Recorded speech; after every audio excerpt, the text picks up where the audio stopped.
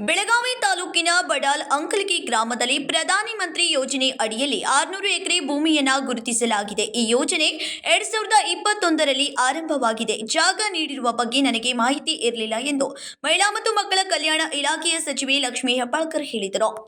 ಶುಕ್ರವಾರ ಬೆಳಗಾವಿಯಲ್ಲಿ ಸುದ್ದಿಗಾರರೊಂದಿಗೆ ಮಾತನಾಡಿದ ಅವರು, ಕೌರಿಗುಡ್ಡದಲ್ಲಿ ಮರಗಳ ಕಡಿತದ ಕುರಿತು ಮಾಧ್ಯಮಗಳಲ್ಲಿ ಸುದ್ದಿ ಪ್ರಕಟವಾದ ಬಳಿಕ ಜಿಲ್ಲಾಧಿಕಾರಿಗಳೊಂದಿಗೆ ಮಾತನಾಡಿದ್ದೇನೆ ಎಂದರು. ಯಾವುದೇ ಶ್ರೀಗಂಧ ಹಾಗೂ ಸಾಗ್ವಾನಿ ಮರಗಳಿಲ್ಲ ಎಂಬ ಮಾಹಿತಿ ಇದೆ. ಆದರೆ ಎಫ್ಐಆರ್ ಕಾಪಿಯಲ್ಲಿ 8 ಶ್ರೀಗಂಧದ ಮರಗಳಿವೆ ಎನ್ನುವ ಪ್ರಶ್ನೆಗೆ ಉತ್ತರಿಸಿದ ಅವರು, ತಪ್ಪಿತಸ್ಥರ ವಿರುದ್ಧ ಕ್ರಮ ಕೈಗೊಳ್ಳಲಾಗುವುದೆಂದು ಸ್ಪಷ್ಟಪಡಿಸಿದರು. ಸರ್ಕಾರದ ಜಾಗದಲ್ಲಿ ಏನಾಗುತ್ತಿದೆ ಎಂಬುದನ್ನು ಪರಿಶೀಲಿಸಲಾಗುತ್ತಿದೆ. ಕಂದಾಯ ಇಲಾಖೆ, ಅರಣ್ಯ ಇಲಾಖೆಯೊಂದಿಗೆ ಸಮಾಲೋಚನೆ ನಡೆಸಿ ಯೋಜನೆ ರೂಪಿಸಲಾಗಿದೆ. ವಿಷಯ ತಿಳಿದ ತಕ್ಷಣ ಅಧಿಕಾರಿಗಳೊಂದಿಗೆ ಮಾತನಾಡಿದ್ದೇನೆ ಎಂದು ಹೇಳಿದರು. ಮೆಟ್ರೋ ದರ ಹೆಚ್ಚಳ ವಿರೋಧ ವಿಚಾರಕ್ಕೆ ಪ್ರತಿಕ್ರಿಯಿಸಿದ ಸಚಿವರು, ಬಂಗಾರ, ಬೆಳ್ಳಿ, ಪೆಟ್ರೋಲ್, ಕ್ರೂಡ್ ಆಯಿಲ್, ಡೀಸೆಲ್ ಸೇರಿದಂತೆ ಎಲ್ಲದರ ದರ ಏನಾಗಿದೆ ಎಂಬುದನ್ನು ಗಮನಿಸಬೇಕೆಂದು ಹೇಳಿದರು.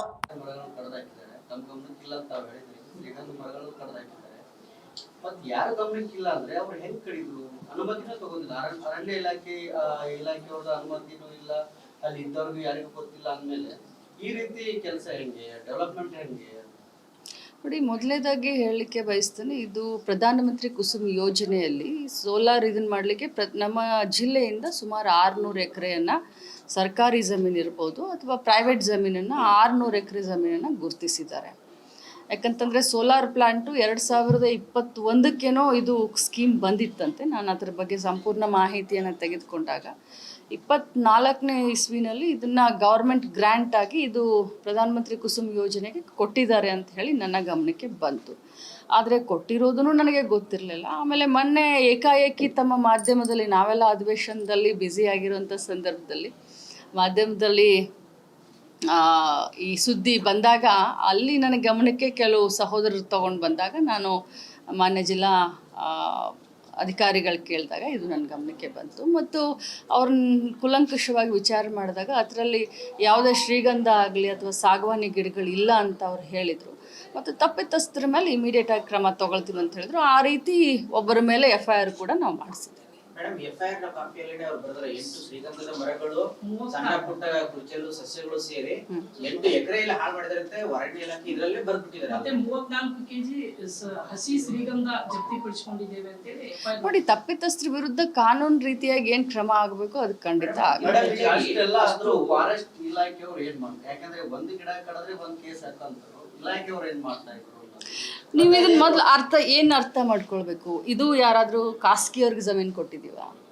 ಒಂದು ನಿಮಿಷ ನಾನು ಹೇಳೋದು ಕೇಳಿ. ಶ್ರೀಗಂಧದ ಗಿಡ ತೆಗ್ದಿರೋದು ಅಪರಾಧ. ಪರ್ಮಿಷನ್ ತೊಗೊಂಡು ಮಾಡ್ಬೇಕನ್ನೋದು ಖಂಡಿತವಾಗ್ಲೂ ನಿಮ್ಮೆಲ್ಲರ ಮಾತಿಗೆ ನಾನು ಕೂಡ ಸಹಮತಿಯನ್ನು ವ್ಯಕ್ತಪಡಿಸ್ತೀನಿ. ಇದನ್ನು ಯಾರಾದರೂ ಖಾಸಗಿಯವ್ರು ತಗೊಂಡ್ರಾ? ಖಾಸಗಿಯವರು ಒಂದೇ ದಿನ ರಾತ್ರಿ ಇದನ್ನ ಏನಾದರೂ ಕೆಲಸ ಮಾಡೋಕ್ಕೆ ಹೋದ್ರ?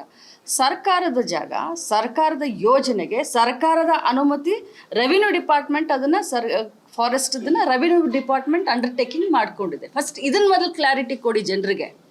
ಇಲ್ಲಿ ಏನಾಗ್ತಾ ಇದೆ, ಏನು ತೋರಿಸ್ತಾ ಇದ್ದೀರಾ? ಏನೋ ಇದರಲ್ಲಿ ಕುಮ್ಮಕ್ಕಿದೆ, ಯಾರೋ ಖಾಸಗಿಯವರು ಬಂದಿದ್ದಾರೆ, ಏನೋ ಮಾಡ್ತಾ ಇದ್ದಾರೆ. ನೋ, ಇದು ಸರ್ಕಾರಿ ಯೋಜನೆ, ಕೇಂದ್ರ ಸರ್ಕಾರದಿಂದ ಬಂದಂಥ ಯೋಜನೆ. ರೆವಿನ್ಯೂ ಡಿಪಾರ್ಟ್ಮೆಂಟು ಫಾರೆಸ್ಟ್ ಡಿಪಾರ್ಟ್ಮೆಂಟ್ ಹತ್ರ ಮಾತನಾಡಿ ಮಾಡ್ಕೊಂಡಿರುವಂಥ ಯೋಜನೆ. ಇದರಲ್ಲಿ ನಮ್ಮ ಪಾತ್ರ ಏನು ಬರುತ್ತೆ?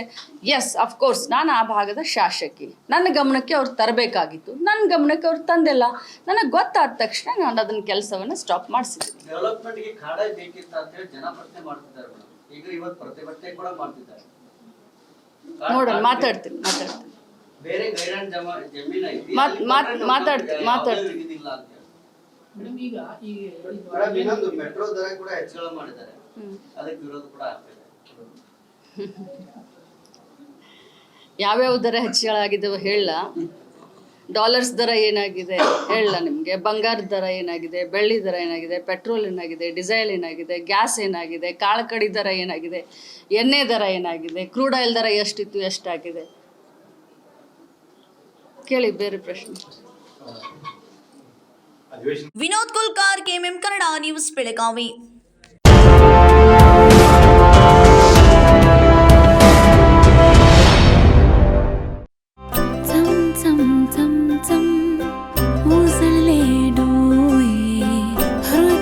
हृदयानंदाचा लाटा